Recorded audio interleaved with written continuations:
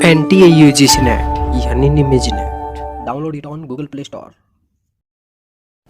Subscribe कीजिए हमारे YouTube channel को और दबाइए बेल आइकन ताकि आप पास के हमारी आने वाली वीडियो बढ़े आसानी से। हेलो नमस्कार दोस्तों, मेरा नाम रोहतास निमी है और आप सभी का स्वागत है हमारे YouTube चैनल निमिज नेट प्रो पे। दोस्तों आज हम NTA-UGC नेट लॉजिकल रीजनिंग के अंदर बात करने वाले हैं डिडक्टिव और इंडक्टिव रीजनिंग की। दोस्तों इसमें जो क्वेश्चन आते हैं हमारे स्टेटमेंट के क्वेश्चन आते हैं, काफ़ी आपने क्वेश्चन देखे होंगे ऐसे कि निगमनात्मक तर्क मान्य नहीं है, deductive argument can not be valid, इस तरह की स्टेटमेंट हमें दी हुई होती है और ये हमें काफ़ी कंफ्यूजिंग लगती है। इनमें हमें समझ में नहीं आता कि कौन सा सही है कौन सा गलत है। आज की इस वीडियो में आपको बहुत अच्छे तरीके से बताने वाला हूं कि डिडक्टिव और इंडक्टिव रीजनिंग से क्वेश्चन हमें किस तरह से करने हैं। आज की अगर आप ये वीडियो देख लेते तो मैं पूरा गारंटी के साथ आपको कहता हूं ये टॉपिक आप कभी भी नहीं भूलेंगे। बिल्कुल आसान तरीके से आपको मैं समझाने वाला हूं। तो दोस्तों इस वीडियो को आप पूरा देखना और ध्यान से देखना। ये देखिए डिडक्टिव और इंडक्टिव रीजनिंग के ये हमने नोट्स यहाँ पे बना रखे हैं और इसमें सबसे पहले एक क्वेश्चन देखते हैं ताकि आप इसको अच्छे से समझ सके इस टॉपिक को। ये देखिए इस तरह के हमारे क्वेश्चन आते हैं। इसके अंदर ये देखिए निगमनात्मक तर्क मान्य नहीं है, deductive argument can not be valid यदि इसके या इसके आधार वाक्य सही है और निष्कर्ष सही है, यदि इसका या इसके आधार वाक्य सही है और निष्कर्ष गलत है। तो हमें बताना, ये देखिए ये क्वेश्चन काफी कंफ्यूजिंग करने वाले ना, ये सारी की सारी स्टेटमेंट हमें समझ में नहीं आ रहा कि कौन सी सही है कौन सी गलत है। ये देखिए ये हमारा जून 2013 में आया है, फिर 2015 के अंदर क्वेश्चन आया है ये, और उस बाद में देखिए 2016 के अंदर भी आया है। ये क्वेश्चन बहुत क्वेश्चन रिपीट हुए दोस्तों। तो चलिए अब इसके बारे में हम समझने की कोशिश करते हैं ताकि आप अच्छे से इसके बारे में जान सकें। देखिए सबसे पहले हम बात करते हैं टाइप ऑफ आर्ग्यूमेंट। आर्ग्यूमेंट कितने तरह के हो सकते हैं। दर्शन शास्त्र में तर्क कथनों की ऐसी श्रृंखला होती है जिसके द्वारा किसी व्यक्ति या समुदाय को किसी बात के लिए राजी किया जाता है। आर्ग्यूमेंट क्या होता है, वो कुछ तर्क होते हैं जिसके द्वारा हम किसी व्यक्ति को किसी बात के लिए मनवाने की कोशिश करते हैं, तो इसे हम क्या कहते हैं, आर्ग्यूमेंट कहते हैं। और इसमें जैसे यहाँ पे मुख्य रूप से दो हमारे आर्गुमेंट माने गए हैं। एक हमारा निगमनात्मक तर्क यानी कि डिडक्टिव आर्गुमेंट और दूसरा आगमनात्मक तर्क इंडक्टिव आर्गुमेंट माना गया है। और इसमें थोड़ी सी बेसिक जानकारी हम ले लेते हैं। निगमनात्मक तर्क, निगमन तर्क भी बोलते हैं इसको। डिडक्टिव रीजनिंग किसे कहते हैं, जिसके अंदर हम नियम बनाते हैं। देखिए पहले इसके अंदर क्या होता है, नियम इसमें दिया जाता है। पहले हमें नियम बताया जाता है और उसके बाद में हम उस चीज को समझने की कोशिश करते हैं। अब देखिए इसका मैं बहुत ही अच्छा एग्जांपल आपको देता हूँ। मैथ के अंदर अगर हम बात करें, सबसे पहले हमें फॉर्मूला बताया जाता है, एक नियम बताया जाता है कि इस फॉर्मूले के अनुसार ये चैप्टर हमें करना है। पहले हमें क्या है, फॉर्मूला बताया जाता है, उसके बाद में हम उसको समझने की कोशिश करते हैं, उसके बाद में हम उस चैप्टर को करने की कोशिश करते हैं। तो इसके अंदर पहले क्या है, नियम बताए जाते हैं, उसके बाद में चीजों को समझने की कोशिश करते हैं। और ये क्या होते हैं, reasoning from known to unknown, यानी कि नॉन टू अननोन ये चलती है। और इसके अंदर क्या है, और भी काफी सारी चीजें अगर आप देखना चाहें तो देख सकते हैं। अज्ञात सत्य को प्रमाणित किया जाता है, प्राज्ञात सत्य के आधार पर अज्ञात सत्य का निगमन होता है। ठीक है, ये चीज आप ध्यान में रखना। और एक और जो चीज है इसके अंदर ध्यान रखने वाली है, ये भी आप ध्यान में रखना, ये हमारे एग्जाम के अंदर आई हुई है, पेपर के अंदर ये तीन चीजें आई हुई है। इन तीन चीजों को आप अच्छे से ध्यान में रखना। निष्कर्ष, जो निष्कर्ष कंक्लूजन जो कहते हैं ना, वो आधार में निहित किसी भी वस्तु से अधिक का दावा नहीं करता। यानी कि जो हमारी प्रीमाइसिस में जो चीजें दी गई है उसी से हमारा निष्कर्ष निकलता है, उससे अधिक का दावा नहीं करता। ये चीज आप ध्यान में रखना। उसके बाद में हम बात करते हैं निष्कर्ष अंतिम रूप से आधार या आधारों द्वारा ही पुष्ट होता है। जो हमारा कंक्लूजन जो होता है वो हमारा क्या है, प्रीमाइसिस के द्वारा ही पुष्ट होता है। ठीक है, ये चीज भी आप ध्यान में रखना। आगे निष्कर्ष अंततः आधारिकाओं से ही निकलता है। जो हमारा कंक्लूजन है वो लास्ट एंड फाइनल हमारी जो प्रीमाइसिस है उसके द्वारा ही निकलता है। तो ये जो तीनों पॉइंट, तीनों के तीनों पॉइंट आप अच्छे से ध्यान में रखना। इनमें से पहले क्वेश्चन आए हुए हैं। और यहाँ पे जैसे कि आगे हम बात करें यहाँ पे एक छोटा सा उदाहरण इन्होंने दिया हुआ है, सभी कुत्ते स्तनधारी है, ये प्रीमाइसिस हमारी दी हुई है। कोई बिल्ली कुत्ता नहीं है, यहाँ पे दो प्रीमाइसिस दी हुई है। इन्हीं के द्वारा हमें यहाँ पे ये आंसर निकालने, निष्कर्ष यहाँ पे हमें निकालना है। ठीक है, तो ये तो क्या है दोस्तों, हमारी बेसिक चीज है, बेसिक चीजें मैंने आपको बताई है। अब मेन मुद्दे पे आते हैं। मेन मुद्दा हमारा क्या था कि हमें ये क्वेश्चन किस तरह से करने हैं। एक सही आधार वाक्य, एक गलत आधार वाक्य और एक गलत निष्कर्ष वाला तर्क वैध हो सकता है। ये देखिए इन्होंने पूछा कि कौन सा सही नहीं है। अब देखिए इनमें कंफ्यूज हो जाएंगे हम। ठीक है, अब मैं आपको करवाने वाला हूँ, बहुत ही बढ़िया तरीके से मैं आपको करवाने वाला हूँ, आप अच्छे से इसको समझ पाएंगे। चलिए अब देखते हैं इसको हम किस तरह से करेंगे। अब देखिए इसके अंदर तीन चीजें हमें ध्यान रखनी है। तीन चीजें क्या है, एक तो आधार वाक्य ए हो गया, आधार वाक्य बी हो गया और निष्कर्ष हमारा सी हो गया। ये तीन चीजें होगी, इन तीन चीजों को हम आगे लेके चलेंगे। अब देखिए इसके अंदर पांच तरह के हमारे जो निष्कर्ष है वो निकल सकते हैं। पांच तरह के हमारे आर्ग्यूमेंट वैलिड या इनवैलिड हो सकते हैं। देखिए इसके अंदर क्या है, नंबर एक पे हम क्या लेके चलते हैं कि एक सही आधार वाक्य, रुकिए इसको थोड़ा सही कर लेते हैं, स्क्रीन को नीचे कर लेते हैं। हाँ जी, ये देखिए एक सही आधार वाक्य, एक गलत आधार वाक्य और एक गलत निष्कर्ष वाला तर्क क्या होगा, वैध हो सकता है। अब देखिए इसको हम करने की कोशिश करते हैं। ये व्यक्ति है, ये व्यक्ति कह रहा है, ये एक राइट स्टेटमेंट दे रहा है। इसके अंदर क्या है, ये व्यक्ति कह रहा है आज कोरोना के 10,000 मामले आए हैं। इसकी बात को हमने क्या है, सही पाया। इसने कहा कि आज जो कोरोना के मामले 10,000 आए हैं, तो ये इसकी बात क्या है, बिल्कुल सही है। हमने वेरीफाई किया, ऑफिस में जाके देखा, ऑफिशियल डेटा वेबसाइट वगैरह पे जाके चेक किया, तो इसकी बात हमें बिल्कुल सही लगी। ठीक है, आगे ये लड़की है, ये कह रहे हैं कि कोरोना से आज कल के मुकाबले 100 से ज्यादा मौतें हुई है। ये कह रही है कि आज जो मौत हुई है ना कोरोना से, वो कल के मुकाबले 100 ज्यादा मौत हुई है। लेकिन हमने देखा कि ये जो लड़की कह रही है ना, ये बात गलत कह रही है। ठीक है, तो ये गलत कह रही है। हमने ऑफिशियल डेटा देखा, वहां पे हमें पता चला कि ये बात गलत कह रही है, इसकी बात सही नहीं है। तो ये एक जज बैठा हुआ है यहाँ पे। ठीक है, ये जज बैठा हुआ है। इस जज ने क्या कहा, इसने कहा कि कोरोना के मामले नहीं बढ़ रहे। ठीक है, ये कह रहा है कि आज मौत नहीं हुई है। और इन्होंने जो कंक्लूजन है ना, वो ये निकाला कि कोरोना के मामले जो है वो बढ़ नहीं रहे हैं। तो इन्होंने क्या है, रॉन्ग निष्कर्ष निकाला, गलत निष्कर्ष निकाला। यानी कि इन्होंने कहा भाई कोई कोरोना वरोना के मामले नहीं बढ़ रहे हैं और सब नॉर्मल है। ठीक है, यानी कि इसने एक यहाँ पे एक व्यक्ति सही कह रहा है, दूसरी जो लड़की है यानी कि दूसरा इंसान है वो गलत बात कह रहा है। तो इन्होंने क्या कहा कि जो निष्कर्ष है, निष्कर्ष क्या निकाल दिया, निष्कर्ष इन्होंने नेगेटिव निष्कर्ष निकाल दिया। ठीक है, नेगेटिव निष्कर्ष निकाल दिया, तो ये क्या होगा, हमारा सही बात होगी, यानी कि वैलिड आर्ग्यूमेंट ये हमारा होगा।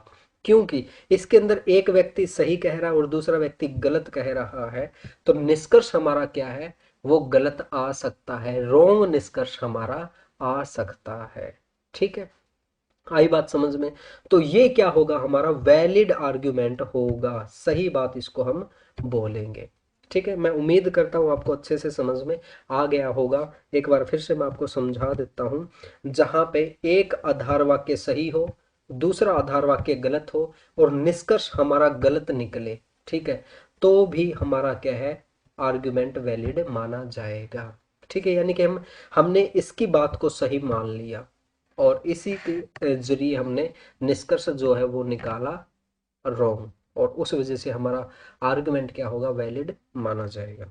ठीक है, और आगे हम देखते हैं आगे किस तरह का एक और है हमारा आर्गुमेंट। इसके अंदर क्या है, एक सही आधार वाक्य और एक गलत आधार वाक्य, एक सही निष्कर्ष वाला तर्क वैध हो सकता है।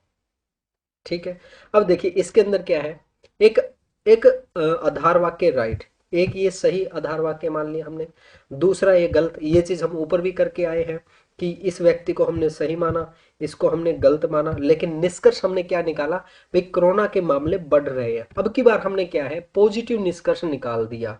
ठीक है, जो कंक्लूजन है वो हमने पॉजिटिव निकाल दिया भाई, हाँ कोरोना के जो मामले हैं वो बढ़ रहे हैं, तो भी हमारा क्या है, आर्गुमेंट वैलिड माना जाएगा, क्योंकि यहाँ पे हमने इस व्यक्ति की बात को सही मान लिया और इसी से हमने जो निष्कर्ष है वो पॉजिटिव निकाल लिया। ठीक है, तो ये क्या होगा, सही आर्गुमेंट हमारा होगा, वैलिड आर्गुमेंट हमारा यहाँ पे होगा। ठीक है, उम्मीद करता हूँ आपको अच्छे से समझ में आ रहा होगा। दोस्तों अगर आपको कोई बात समझ में नहीं आई है तो आप हमें चैट बॉक्स के जरिए भी बता सकते हैं, या फिर आप हमें व्हाट्सएप नंबर पे भी मैसेज कर सकते हैं। और अगर आपको ये नोट्स चाहिए तो दोस्तों आप हमारी ऐप निमिज नेट जरूर डाउनलोड करना, वहाँ से आपको ये सभी नोट्स मिल जाएंगे, या फिर आप हमारा पेड कोर्स भी ज्वाइन कर सकते हैं। और आगे हम बात करते हैं दोस्तों, नंबर 3 पे बात करते हैं। अब देखिए नंबर 3 पे हम देखते हैं इसमें किस तरह का आर्गुमेंट होता है। देखिए, दो सही आधार वाक्य और एक सही निष्कर्ष वाला तर्क वैध होगा। इसके अंदर क्या होता है, जैसे मान के चलते ये जो व्यक्ति है ये कह रहा कि आज कोरोना के 10,000 मामले आए, इसकी बात भी सही निकली। और ये लड़की कह रही है कि आज 100 ज्यादा मौत हुई है कोरोना की कल के मुकाबले, इसकी बात भी हम सही मानते हैं और कंक्लूजन भी हम सही निकालते हैं भाई, हाँ आज कोरोना के मामले बढ़े हैं। ठीक है, इन सारी चीज़ों को देखते हुए हमने कंक्लूजन राइट निकाला, तो ये हमारा आर्गुमेंट क्या होगा, वैलिड आर्गुमेंट माना जाएगा। ठीक है, और इन दोनों में से कोई भी एक व्यक्ति अगर सही कहता है या गलत कहता है तो भी हमारा आर्गुमेंट सही माना जाएगा। ये देखिए ऊपर वाले जो हमारे आर्गुमेंट है, ये देखिए इसके अंदर एक व्यक्ति हमारा गलत कह रहा है। ठीक है, यहाँ पे एक व्यक्ति क्या है, ये जो लड़की ये गलत कह रही है, तो भी हमारा जो आर्ग्यूमेंट है वो वैलिड होगा, क्योंकि एक व्यक्ति इसके अंदर सही कह रहा है। इसी तरीके से नंबर 2 में भी यही बात थी कि अगर हमारा आधार वाक्य एक सही है, दूसरा गलत और निष्कर्ष हमारा सही निकलता है, तो भी हमारा आर्ग्यूमेंट वैलिड माना जाएगा। ठीक है, आगे हम नंबर 4 पे बात करते हैं कि दो गलत आधार वाक्य और एक गलत निष्कर्ष वाला तर्क भी क्या होगा, वैध होगा। अब मान के चलते हैं कि यहाँ पे इसकी बात भी रोंग निकल गई, ये जो व्यक्ति कह रहा था कि 10,000 मामले हैं ये भी गलत निकल गई, और कोरोना के आज 100 ज्यादा मौतें हुई है ये लड़की वाली बात भी गलत निकल गई।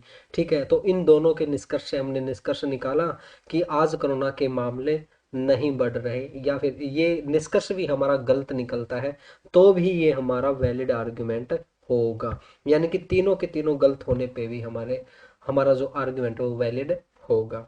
ठीक है, तो इस तरह से आप इसको समझ सकते हैं। आगे हम एक और एग्जांपल लेके चलते हैं। यहाँ पे नंबर 5 पे हमारा आर्गुमेंट जो आता है, इसके अंदर क्या होता है, दो सही आधार वाक्य और एक गलत निष्कर्ष वाला तर्क अवैध होगा। ठीक है, ये मोस्ट इंपॉर्टेंट चीज ध्यान में रखना, ये एग्जाम के अंदर पूछी जाती है। ये पूछा जाता है कि निम्नलिखित में से कौन सा वैलिड नहीं है, ये पूछा जाएगा। देखिए ये व्यक्ति भी सही कह रहा है, ठीक है, ये लड़की भी सही कह रही है, लेकिन ये जज है ये कहे कि जो कोरोना के मामले वो नहीं बढ़ रहे। ठीक है, इस व्यक्ति की बात भी हमने सही पाई, हमने वेरीफाई किया, और ये लड़की की बात भी हमने वेरीफाई की, हाँ भाई और रियल में 100 मौतें हुई है और रियल में हमारे 10,000 मामले बढ़े हैं। लेकिन ये जज कहे कि आज कोरोना के मामले नहीं बढ़ रहे, जज इन दोनों की बातों को गलत कह रहा है कि ये दोनों के दोनों गलत है, तो हमारा क्या है जो आर्गुमेंट है, इनवैलिड आर्गुमेंट माना जाएगा। आगे बात समझ में, यानी कि जहां पे दोनों के दोनों व्यक्ति सही हो और जज ये कहे कि नहीं ये तो गलत है, तो वहां पे क्या होगा, हमारा इनवैलिड आर्गुमेंट होगा। ठीक है, आगे हम बात करते हैं।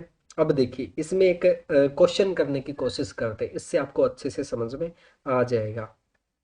एक निगमनात्मक तर्क मान्य नहीं हो सकता, क्या कहा है इन्होंने, इनवैलिड कौन सा है, ठीक है, जो वैलिड नहीं हो सकता। इसमें देखिए इन्होंने क्या कहा है, ऑप्शन नंबर बी इन्होंने दिया है, या इसके आधार वाक्य सही है और निष्कर्ष हमारा गलत है।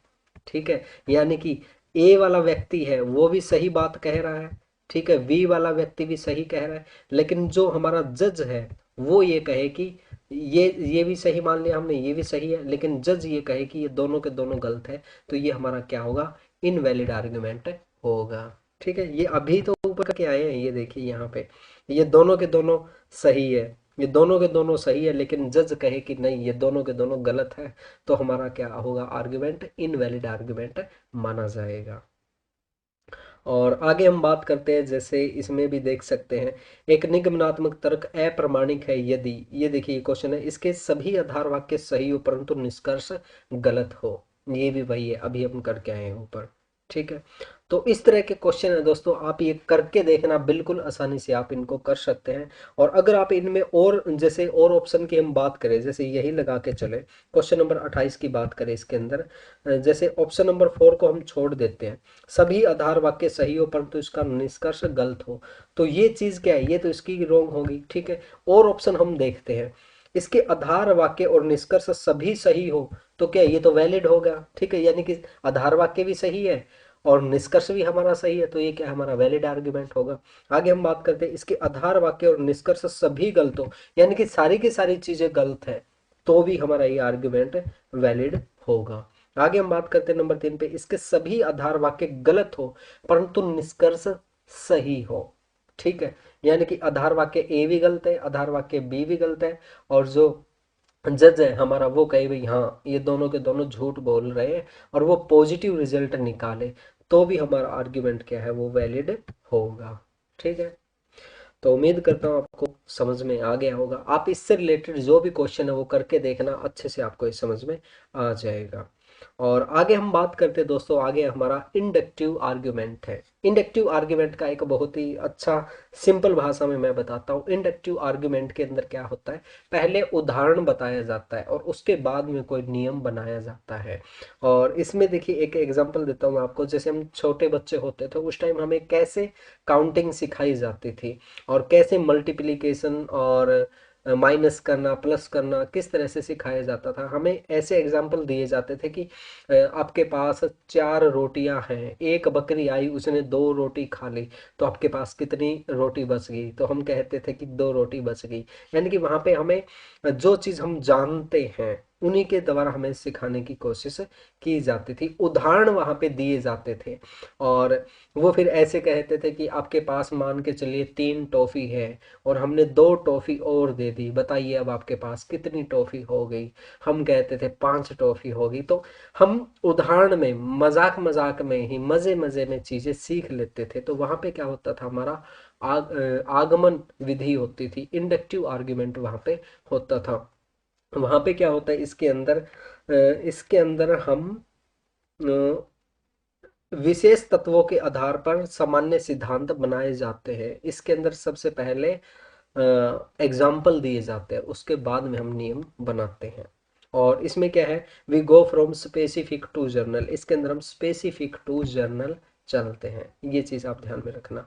और इसके अंदर अगर आप डिफरेंस देखना चाहे तो यहाँ पे आप देख सकते हैं, वैसे डिफरेंस तो इनमें नहीं पूछा गया आज तक, फिर भी हम देखना चाहे तो यहाँ पे देख सकते हैं। निगमन पद्धति सिद्धांत केंद्रित है, ये क्या है, सिद्धांत के ऊपर डिपेंड होते हैं। हमने बताया था निगमन मतलब नियम, निगमन नियम, निगमन के अंदर क्या है, पहले नियम बताया जाता है और उसके बाद में हम उसको समझने की कोशिश करते हैं। लेकिन आगमन के अंदर क्या है, आगमन के अंदर उदाहरण बताया जाता है। ठीक है, तो ये दोनों के दोनों वर्ड सिमिलर है ना, निगमन से नियम और आगमन से उदाहरण, तो इस तरह से आप इसको आसानी से समझ सकते हैं। आगमन पद्धति वास्तु केंद्रित है और निगमन पद्धति में सामान्य सिद्धांत से विशेष तथ्य की ओर जाया जाता है। और इसके अंदर क्या है कि इस पद्धति में विशेष वस्तुओं के गुणों के आधार पर सामान्य सिद्धांत बनाए जाते हैं। ठीक है, निगमन पद्धति में कुछ अनुमान से काम लिया जाता है, आगमन पद्धति में केवल तथ्यों को आधार बनाया जाता है। ये देखिए, वैसे इसमें बहुत ज़्यादा डिटेल से करने की ज़रूरत नहीं है और इसमें डिफरेंस अभी तक इन्होंने नहीं पूछा हुआ है। आगे हम बात करते हैं, आगे हमारे मोस्ट इम्पोर्टेंट जो टर्म्स है वो हम कर लेते हैं डिडक्टिव और इंडक्टिव रीजनिंग के अंदर। ये देखिए, हिस्ट्री को हम समझने की कोशिश करते हैं, ये मोस्ट इम्पोर्टेंट है, मैं आपको बार बार कह रहा हूँ क्योंकि इसमें से क्वेश्चन आ चुके हैं हमारे। मैं आपको दिखाऊंगा आगे किस तरह से इनमें से क्वेश्चन आए, आगे की जो वीडियो होगी उसके अंदर। ये देखिए, ये एक ट्री है, ट्री को हम समझने की कोशिश करते हैं। जो डिडक्टिव आर्ग्यूमेंट होता है निगमन विधि जो होती है उसके अंदर क्या होता है, ये हमारी या तो वैलिड होगी या फिर हमारी इनवैलिड होगी। हमने बात की थी ना ऊपर, या तो ये वैलिड होगा या फिर इनवैलिड होगा, ये जो हमारे आधार वाक्य है उसी के ऊपर डिपेंड करता है। ठीक है, तो ये क्या है, ये या तो वैलिड होगा या फिर इनवैलिड होगा, दो चीजों में से एक चीज होगी। लेकिन जो हमारी इंडक्टिव है, ये हमारी आगमन विधि है, ये क्या है, स्ट्रोंग भी हो सकती है, वीक भी हो सकती है। इसका मतलब ये, स्ट्रोंग का मतलब ये है कि कोई व्यक्ति किसी बात के बारे में सही, यानी कि ज्यादा पॉसिबिलिटी दे रहा है। जैसे हम मान के चले भाई, ये आदमी है ना, ये आदमी चोर हो सकता है, क्योंकि मैंने इसको वहां पे ना एक बार झूठ बोलते हुए देखा था, और ये वहां पे एक बार पकड़ा भी गया था, चोरी करते हुए पकड़ा गया है। और यहाँ पे आज जो चोरी हुई है ना, इसके अंदर इसका हाथ हो सकता है, क्योंकि कल ये चोरी का सामान लेके आ रहा था, कटर लेके आ रहा था काटने के लिए, शटर काटने वाली कटर लेके आ रहा था। तो यहाँ पे क्या है कि जो हमारे अनुमान होते हैं वो स्ट्रोंग भी हो सकते हैं और वीक भी हो सकते हैं। इसके अंदर हम फाइनली ये नहीं कह सकते कि ये सही है या गलत है। इसके अंदर हम या तो जो हमारा आर्ग्यूमेंट होगा वो स्ट्रोंग होगा या फिर वो वीक होगा। इस तरह से होता है हमारा इंडक्टिव रीजनिंग के अंदर, आगमन विधि के अंदर। लेकिन डिडक्टिव क्या होगा, वो हमारा या तो हमारा वैलिड होगा या फिर हमारा इनवैलिड होगा। ठीक है, तो उम्मीद करता हूं आपको अच्छे,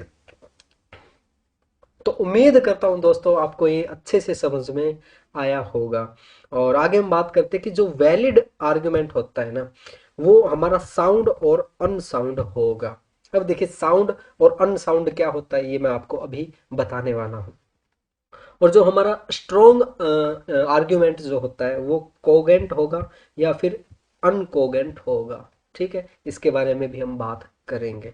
अब देखिए, ये जो ट्रम है, ट्रम कौन कौन सी ट्रम है हमारी, यहाँ पे हमने बात की थी साउंड, अनसाउंड, कोगेंट, इन तीनों ट्रम के बारे में हम बात करते हैं। और प्लस में हमारा स्ट्रोंग और वीक आर्ग्यूमेंट क्या होता है उसके बारे में भी हम बात करते हैं। ये देखिए, सबसे पहले हम बात करते हैं कि sound and unsound deductive argument किसे कहते हैं। ये अच्छे से आप ध्यान में दे लीजिए, क्योंकि एग्जाम के अंदर इसमें से क्वेश्चन आया हुआ है। ठीक है, a deductive argument is sound if and only if it is both valid. दोबारा देख लीजिए इसको, a deductive argument is sound, deductive argument को साउंड कब बोलेंगे, if and only if it is both valid and all of its premises are actually true.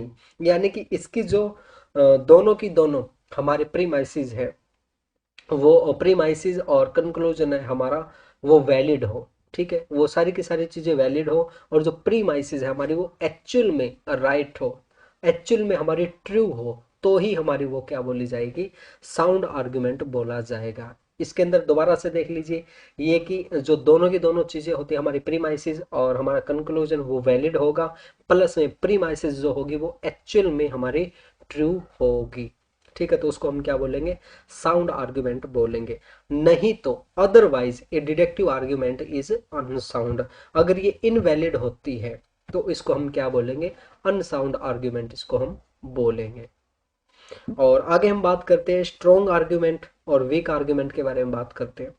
And inductive argument with a good form, the inferential relationship in such that the premises provide probable support for the conclusion। यानी कि वही बात आ गई ना, जिस argument के अंदर हमें उसके वैलिड होने की बहुत ज्यादा संभावना बन रही हो, जिसके बारे में हमें काफी सबूत मिल जाए, बहुत ज्यादा संभावना बने, तो वहां पे क्या होगा, हमारा स्ट्रॉन्ग आर्ग्यूमेंट होगा। और इसी तरीके से जहां पे an inductive argument with a poor form, यानी कि वहां पे हमें किसी चीज के बारे में बहुत कम एविडेंस है और कम सबूत है हमारे पास, even if the premises are true they would not provide much support for the conclusion. यानी कि वो सही होने के बावजूद भी वो प्रूव नहीं कर पा रहा है, उसके पास ज्यादा सबूत नहीं है, हम अच्छे तरीके से उसमें नहीं प्रूव कर सकते कि ये सही है या गलत है, तो वहां पे क्या होगा, हमारा वीक आर्ग्यूमेंट होगा। ठीक है, आगे बात समझ में। और लास्ट में हमारा जो रहता है वो है कोगेंट आर्गुमेंट रहता है। इसके अंदर क्या होता है, similar to the concept of soundness for the deductive argument है। ये क्या है कि साउंडनेस जो होती है हमारे डिडक्टिव आर्ग्यूमेंट के अंदर, वैसा ही है ये। A strong inductive argument with true premises is termed cogent. अब देखिए इसके अंदर क्या होता है कि हमारा जो स्ट्रॉन्ग इंडक्टिव आर्ग्यूमेंट होता है, इंडक्टिव आर्ग्यूमेंट की बात चल रही है अब, इंडक्टिव आर्ग्यूमेंट जो स्ट्रॉन्ग होता है और जिसकी प्रीमाइसिस सारी की सारी ट्रू हो, प्रीमाइसिस ट्रू हो, तो उसको हम क्या कहेंगे, कोगेंट आर्ग्यूमेंट कहेंगे। अब देखिए आपको एक चीज मैं दिखाता हूँ जिससे आपको अच्छे से समझ में आ जाएगा। यहाँ पे हमने बात की थी, कहाँ पे है कि, हाँ ये हमने बात की थी, ये देखिए हमारा साउंड के अंदर हमने क्या बात की थी, a deductive argument is sound if and only if it is both valid and all of its premises are actually true. ठीक है, डिडक्टिव आर्ग्यूमेंट के अंदर अगर हमारी प्रीमाइसेस ट्रू होती है तो उसे हम क्या कहेंगे, साउंड कहेंगे। ठीक है, और इंडक्टिव आर्ग्यूमेंट, अगर यहाँ पे इंडक्टिव आर्ग्यूमेंट आ जाता है, इंडक्टिव आर्ग्यूमेंट के अंदर हमारी सभी प्रीमाइसेस ट्रू होती है तो उसे हम क्या बोलेंगे, कोगेंट आर्ग्यूमेंट बोलेंगे। ठीक है, आगे बात समझ में। मैं उम्मीद करता हूँ आपको अच्छे से ये समझ में आ गया होगा ये टॉपिक। अगर फिर भी आपका कोई सवाल जवाब है तो आप हमें ज़रूर ज़रूर बताना। और दोस्तों अगर आपको ये वीडियो अच्छी लगी ना, रियल में आपको अच्छी लगी, आपका कॉन्सेप्ट क्लियर हो गया, तो दोस्तों आप हमें कमेंट बॉक्स के जरिए ज़रूर ज़रूर ज़रूर बताना, ताकि हम आगे भी आपको इसी तरीके से स्टडी करवाते रहे। आपका एक छोटा सा कमेंट दोस्तों हमें बहुत ज़्यादा मोटिवेट करता है हमें आगे काम करने के लिए। तो आप सभी दोस्त अपनी अपनी राय जरूर देना। अगर वीडियो अच्छी लगी तो इस वीडियो को लाइक कीजिए, कमेंट कीजिए और शेयर कीजिए। अगर आपने अभी तक हमारा चैनल सब्सक्राइब नहीं किया तो चैनल सब्सक्राइब कर लीजिए, घंटी का बटन जरूर दबाइए ताकि आप हमारी आने वाली वीडियोस को आसानी से देख सके। और दोस्तों इसके साथ साथ अगर आपने अभी तक हमारी ऐप निमिज नेट डाउनलोड नहीं किया है तो वो भी डाउनलोड कर लीजिए ताकि आपको सभी स्टडी मटेरियल एक ही जगह पे मिल जाए।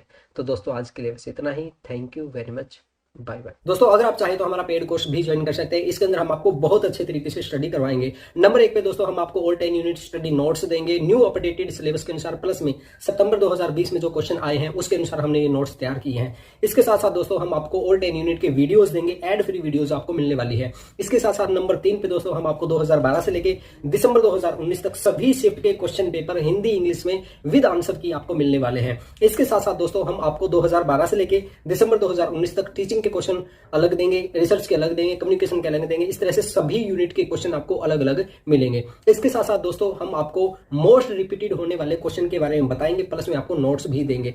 इसके साथ साथ दोस्तों फ्री में हम आपको 2012 से लेकर दिसंबर 2019 तक old year question paper second भी देंगे विद आंसर की। और इसके साथ साथ दोस्तों हम आपका लाइव मॉक टेस्ट लेंगे यूट्यूब पे। तो दोस्तों अगर आपको एक कोर्स ज्वाइन करना है तो हमें जल्दी से जल्दी व्हाट्सएप नंबर पर मैसेज कीजिए या फिर लिंक हमने वीडियो डिस्क्रिप्शन बॉक्स में भी दिया हुआ है।